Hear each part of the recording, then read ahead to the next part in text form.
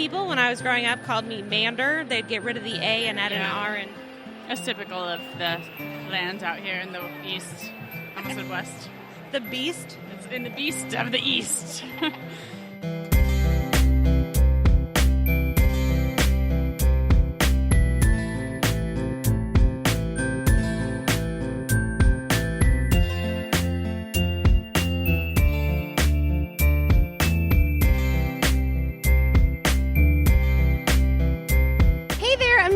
Welcome to episode 105 of Great Beer Adventure. I am here today with a crap ton of people, including Heidi Geist. So many people. We're at the summer session of the Maine Brewers Guild, and there are a lot of people here. There's probably 2,000 or 3,000 people here right now. I think there's like 80-something breweries here today. Are there really? Holy moly. There's some great breweries, actually. I think I've made my rounds. I may be missing 2 at this point. That's a lot. Maybe I'm lying, actually. 80-something. Yeah, no, I haven't had that many beers. Gosh, darn it. You've missed a few, I think. Yeah, I guess I'll have to go back around. So, while you've been drinking beers, I've been talking to people, and I have actually been asking them what the hardest thing about opening a brewery has been for them. So let's take a quick little break from you and me chatting here at this festival and listen to what they have to say. Okay? Let's do it. My name's Lee Margolin. This is the Pennsawassie Brewing Company. All the licenses. I have 5 different licenses / permits. Not for me personally, because I come from the medical device industry and regulatory affairs. So I had experience with getting medical devices cleared by the FDA, but I know lots of my colleagues find the regulatory overhead a hurdle that's really hard to overcome, and it discourages a lot of people from moving into the professional area. But, for me, it was kind of another day at the office. So, hi, I'm Mary Weber from Monhegan Brewing. The hardest part of opening a brewery is all the things that you don't think about that aren't related to beer, like trash removal and who's going to clean the bathrooms. And you can go into more because you're on an island, so trash removal is more than just removing the trash. Totally. It's really expensive, too. And basically, it's us carting $10 trash bags full of stuff up to the ball fields. I'm Elizabeth Johnston from Lake St. George Brewing Company, and for us, the hardest part of opening a brewery that just opened a week ago was that we had to balance the really great ideas and the wants and the passion with the practical and what makes sense for a startup brewery. And we had 6 of us who had to agree on all of those needs. So that was challenging. Yeah, my name is Mike Anderson. I'm the brewer and the owner of Penobscot Bay Brewery. I think the hardest thing is not so much opening it as being consistent in what you're making. I have a lot of younger guys that come and say, oh, I made this beer and it's really good and my friends want me to open a brewery. I said, well, go home and make it 20 times. Because it's the consistency is the hardest thing. Other than that, sometimes equipment's hard to find, dealing with the state, regulations and trying to get that all sorted out. Opening isn't all that terrible. Controlling growth is probably the biggest problem that anyone will have because you can outgrow yourself so quickly. And you have to be able to keep up that consistent product day in and day out and then slowly build. You have to build at your own pace. You get too big too quick, you can't get the product out. It doesn't meet the mark anymore. As soon as you can't get the product out, restaurants that were carrying you no longer will even talk to you because they put you on the menu and now it's not available. Wholesalers want something there consistently. I think once you get going, maybe one of the worst mistakes you can mistake you could make would be to go to a wholesaler and say, oh, I've got these 10 beers. You should just go to them and say, I've got these 3 beers. And then stick with those and make the other ones to sell for yourself. It's, honestly, there's probably a lot of your beers that you're making that do pretty good in your pub or out of your tap house. But the wholesalers are never going to buy them. Just so much beer out there. Hard to slice up the pie. I think getting it all done. There's a lot to do. Yeah. And we started as I've started as a one-man show. So for me, the hardest thing was getting it all done, like doing everything, getting the permits, getting licensed, building a small building, which we did on our property when we first opened up a brewery. It's at our house, which is kind of cool because I can walk to and from work. It's changed a lot since then, but I had friends help me build the building. I scraped together my savings to buy the first set of equipment that we had, and it just took a while, even like for a really small operation. By the time I was licensed and making beer, it was probably about a year and a half from when we started to say, okay, let's give it a shot and turn this homebrewing hobby into a business and see if it'll work. And oh my gosh, we haven't looked back since then. This is Sean Lawson with Lawson's Finest Liquids. You have to ask that first. You have to say, okay, say your name, what brewery are you with, and then throw me your one question. Right. Yeah. I get too excited about the story, though, because you are a beer brewing legend. When did you open? 2008. Yeah, January of 2008, we got licensed, and then the first batch of beer was ready in March. So made my grandmother, my grandmother from Belfast, Ireland. She came over on a boat when she was a wee lassie, just a mere 16 years old. And St. Paddy's Day, we tapped our very first keg up at Mad River Glen at the ski area. That's always been a place that is near and dear to my heart and is right in our wheelhouse in our community. It's a ski area that I work at part-time. During the winter, I still lead snowshoe tours there.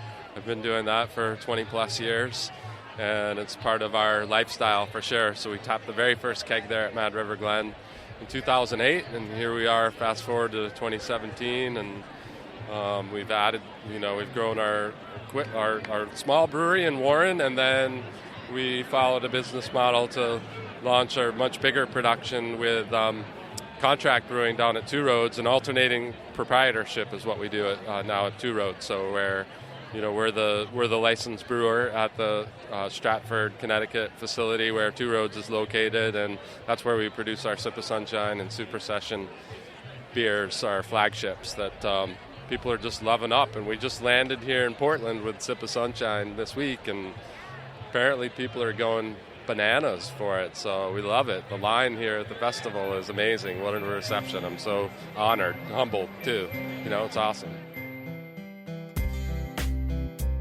So it seems like there's a few themes going on there. I'm not going to talk about them right now because I've had too much beer to talk about that. I'm supposed to say something. And you're supposed to say something, and you didn't. I don't know what to say. We're talking about the challenges of opening a brewery? Isn't that what our last episode was about? No, we're doing a series right now on opening breweries. No, it's a great and series. so It's going to be very helpful. All these people listening who are like, gosh dang it, I need to open a brewery. What does Amanda have to say? Right. Last week we talked about paperwork.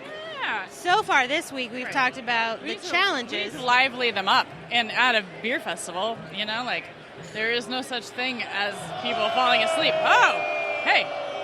You know what that means, right? Proved that. Somebody broke a glass somewhere.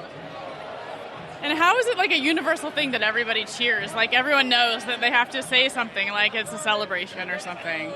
Right, but it's like you are a mess up. Oh. Yeah.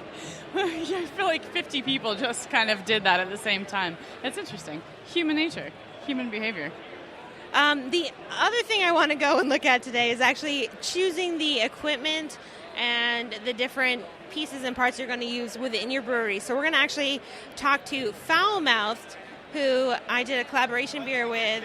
So let's go and listen to that little piece right now. Oh, Foul Mouthed, we love you. I am standing at an open garage door at Foul Mouthed Brewing Company in South Portland, and we have been brewing this morning, and I'm standing here with Craig. Craig, thank you so much for joining me on the microphone and letting me come in and brew with you. Pleasure to have you.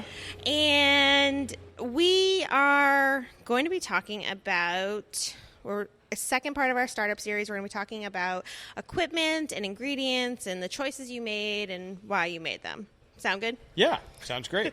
All right, so you guys are now a year old, right? Yes, yep, just a little over a year. And so it wasn't too long ago where you actually had to start making some of these decisions about who you were going to get your equipment from and what kind of equipment you were going to do. Did you start, I don't even know how many fermentation vessels you have in here. How many do you have? We have 4 fermentation vessels and 7 serving tanks.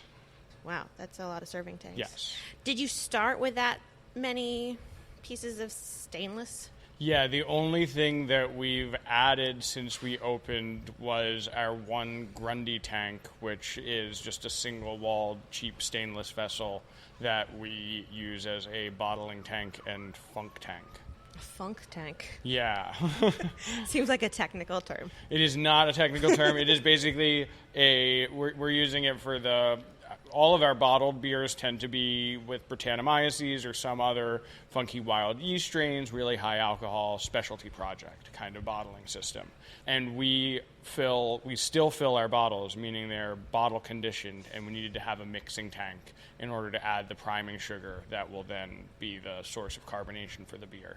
And that required a extra vessel, and one that we weren't afraid to let get a little funky. So the Brett and stuff, they can take over, I've heard, a brewery. Yeah, we are very careful to segregate the two sides of the brewery from the barrel projects and the things that are funky, and once it sort of moves its way over there, all of the tools remain separate. So when you were originally thinking about putting this place together and the setup of it, I said garage door, but this used to be a garage, correct? Yeah, this was an old auto shop, R&C Body and Speed, back in the 50s. Right, and did it sit empty all those years? It closed, I think, in the 70s and sat empty for a while, and then the guy who lived next door bought the property and really just used it as a junk storage until now. Until now. So you guys came in and you set up your space in a very specific way for what you needed. Can you talk a little bit about that process and how you decided what was going to go where? And a lot of it was just about function. We could have done a few things to sort of make it prettier. We could have put the brew house so it was facing the garage door, and so you could see it from outside. But we instead sort of focused on just making it an efficient space within to work and produce beer. So we positioned the brew house so the grain outdoor, where we're pulling all the grain out at the end of a brew day, is near the garage bay. So we don't have far to travel like that. And then the floor space in front of the garage bay is just sort of a big open area where we do our shipping and receiving through there. so how did you decide where you're going to actually source your tanks from? Are they new to you or new in general? How did you We unfortunately didn't have any luck finding used equipment. We weren't opposed to it in any way, but the market on used equipment is popular right now as the craft beer industry is exploding. So we went with new tanks from American Beer Equipment in Lincoln, Nebraska. Lincoln, Nebraska. So how long when you decided, okay, these are the pieces that we needed, and you put your order in, first off, did they help you in any way with that, or was it all you? No, they helped us quite a bit along the way, just sort of conversing about what the different components were going to be and how we would be arranging it. Everything that we got from them is semi-custom. So they have their designs that they're using in general for a mash tun and for a kettle, etc. But the orientation of the different components, where the boiler sits, where the grain outdoor is on the mash tun, all of those pieces they custom place by your specifications. And so we worked with our architect and ourselves to come up with where we're going to be putting all of the tanks, and then sent that sort of tank layout drawing to American Beer Equipment, and they came up with some of the ideas. Okay, well, we think if you're going to do that, then putting the grain door here would work, and you'll want the platform on this side. And so there was some back and forth to take what is a pretty standard item and make the little pieces of it fit properly for our building. So you figure all that out, and is there any particular reason you decided to go with the folks out of Nebraska as opposed to anybody else? we looked at several of the brewing equipment manufacturers. It was strictly financial. Okay. Yeah. Best bang for the buck. Nice. And so you put in your order. How long before your equipment was ready? It really took somewhere in the 4 to 6 month kind of lead time for them to build all the equipment up for us. And how does something like that come to be? Do they just UPS it? What is that? How did they all get here and get in place? So the long story? Longish, sure. Okay, so ABE is using majority Chinese steel. Okay. So a lot of the tanks have been rolled, pressed pieces built in China that are then shipped here to Lincoln, Nebraska, where it's then assembled in the States and then taken back apart and shipped here. Mostly some of the pieces are more coming directly from China. Our fermenters and bright tanks, those were manufactured at the facility in China and come as is. And then ABE, as necessary, hires local welders to fix any issues with the steel that came out of China. And then the pieces with more moving parts, the kettle and the mash tun, and all the things that have the pneumatics and motors and things attached to them, they build it in Nebraska and test everything there and break it back down and ship it here. So it comes on a big freight truck and requires a rigging company to help you unload it. And then do you have to put it together? Did you, the rigging company comes in and they put all these big heavy things together, and then there's lots of things that need to hook together. Yes. So, Cody Crane, the local rigging company, came the same day that the trucks from ABE showed up, and they basically unload it, and they've got a couple of forklifts, and they have their methods of tilting things upright because most of the tanks ship on their sides. Okay. And so they get them off of the truck and into the building and where you want them. Okay. And then from there, you still have to move them. They get them mostly where you want them. But from there, we still had to take the pallet jack, and they're not that heavy when they're empty, and so a pallet jack can move them around. And then you get them exactly where you want them, and they have leveling feet, so you got to get them all really level. But then from there, they require a glycol circulation so that they're individually chilled tanks. Right. So we had to have a mechanical engineering company hook up the glycol, and we had to have an electrician hook up all of the glycol relays of the solenoids that tell the glycol whether or not it ought to be on or off.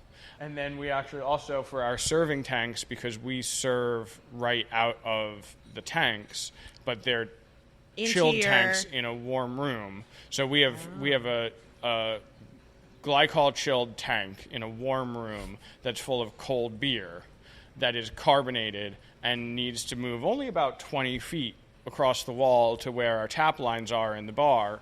But in that time, the beer line that's leading there, that needs to be actively chilled or all the CO2 breaks out of suspension. So we also had to install all of what they call a glycol trunk line, which is what the beer travels through one and a glycol loop travels through it so that it's being chilled en route.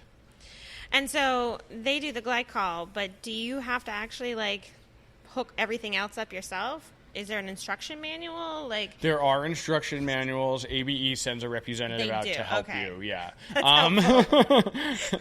Yes, there are people around to help you, and they'll stick through your first couple of brews as much as you need them to. That sounds much better than IKEA furniture. It's a step above IKEA furniture, yes. They send a little person, here you go. You can also bring. Wouldn't it be great if IKEA did that? I know. They're but they wouldn't fit in a flat box. No, right. No. Yeah, and then you'd still have to translate it from Swedish. Probably. Well, amazing. Okay, so now we've got everything in here, and it's time to actually brew beer. Mm-hmm. How did you decide on your ingredients and how you're going to go about that? I know that you were a home brewer before. Yep. So you had some experience. Yeah, I was a home brewer before, and I was a professional brewer before. So I had already done plenty of work in scaling my own recipes from the homebrew side up to a full 7-barrel batch scale. So we were pretty familiar with what we needed to be doing to translate our homebrew recipes into pro brew recipes.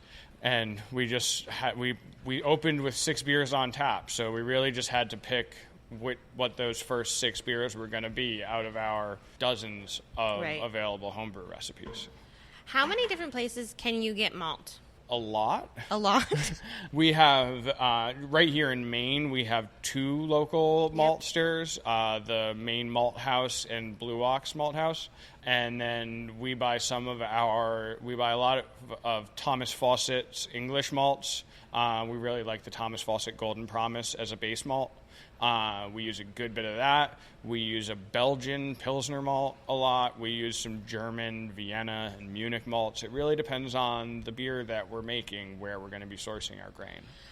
So is there like a catalog where you can just like flip through? Are there 15 catalogs? Is there like some dealer that comes with a trench coat? Like, how do you figure out where to actually, like, I know this is like brewer stuff and all brewers know this, but as me, as a beer geek, like, how do you find out about all these different places that you can get malt from?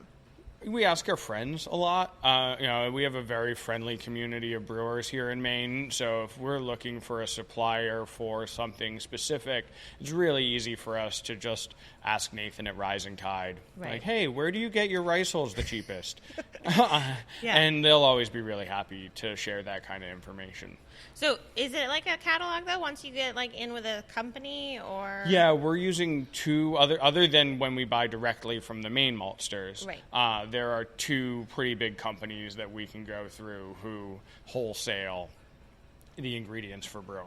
And some of them are more focused on malts. Some of them are more focused on hops. We have a couple of suppliers who are focused strictly on hops, and a couple who are doing a little of everything. So now I have heard with hops where like they actually like come in with like a briefcase and there's hops in there, and is that a true thing? We haven't had. There's a guy with a briefcase full of hops. I think so. We haven't had him. He No? hasn't come by. No. Maybe I'd like to meet him. Maybe I'm just like making my own story up in my head. Like, this is how I picture. I picture a guy with a trench coat coming in and showing you all of his malt, and then a guy with a briefcase. We've had Paul Allard from Willamette Valley Hops. We buy a lot of our hops from them. He's come with a big book that Barth Haas, which is a major hop, what would you call them, processor, in the States. They have a big book of all of these very specific flavor wheels and all of the statistics of what you might be getting out of a given hop. And so you could go through their whole big book and say, I want a hop with this level of alpha acid, and I want flavor profiles that are going to turn out like this when I use it for dry hopping. And they can really help you get through a lot of all of that with their great big binder full of hops. So is there any scratch and sniff in there? Because that would help me a lot. No scratch and sniff stickers, but they will send you samples. Oh, well, that's almost as good as scratch and sniff. I feel like if we could get a little bit of scratch and sniff stickers in there, that would be like... That would be cool. You can get the jelly beans. Wait, what? There's a couple of companies that make jelly beans or candies that taste like different hops. Really? Yeah. I've only ever heard, so I'm a Harry Potter geek, so I've only ever heard of the all-flavor jelly beans. Yep. Those ones scare me. Yeah, they're pretty gross. Yeah. But I think that would be fun, like having hop jelly beans. Yeah, I've never, the jelly beans I've had I think have all been off flavors of beer, but there are hop candies that are derived from the oils of Saaz or Centennial. I have heard the hard candies. Yes, yeah. But these jelly beans, they really intrigue me. I might have misspoke. I'm not sure that that they have specific hop jelly beans, but I did get a packet of beer off flavor jelly beans. I still want those. So if you want a diacetyl jelly bean, there's a company that'll sell that to you. I want to know what that is. Now, you don't want a diacetyl jelly bean. No, Bill's over here cooling down some wort, and he's no, diacetyl jelly beans. I am going to put Justin, our show note writer, on a mission to actually find you the jelly beans. I would like you to add a link to the show notes, Justin, for these jelly beans. Well, thank you very much. Today has been great. We will definitely at least have the Facebook story and some video of this for today's brew day. And thank you very much for joining me on mic. You're quite welcome. Thanks for coming. Cheers. Cheers. So make sure you go over and check out the show notes. There's a lot of breweries that we talked to, a lot of different things. This is probably a shorter episode. Yeah, Maybe you it's are a from long... Maine or Mass. Yeah. Oh, goodness. Did you marsh that? Did you marsh it out? People, when I was growing up, called me Mander. They'd get rid of the A and add an R. And That's typical of the land out here in the east. I almost said west. The Beast? It's in the beast of the east. That's where they say Amander. Not Amander, it's just Mander. You got to get rid of the A. I like E.M. Mander and Mander. Hey, Mander. So as I was saying, go over and check out the show notes, greatbeeradventure.com/podcast. And I don't know what we're bringing you next week because I have been at a beer festival. Come on, guys. Something exciting, something explosive, something that's going to knock their socks off and their beer koozies off. I hope it's not explosive. In a good way, not like things that are not good. Yeah. Those things that are not good are not good. Oh, good things. Right, exactly. So listen in next week for whatever the heck we're going to bring you. And until then, go out there and try something new. Cheers, friends. Cheers. Enjoy your beers.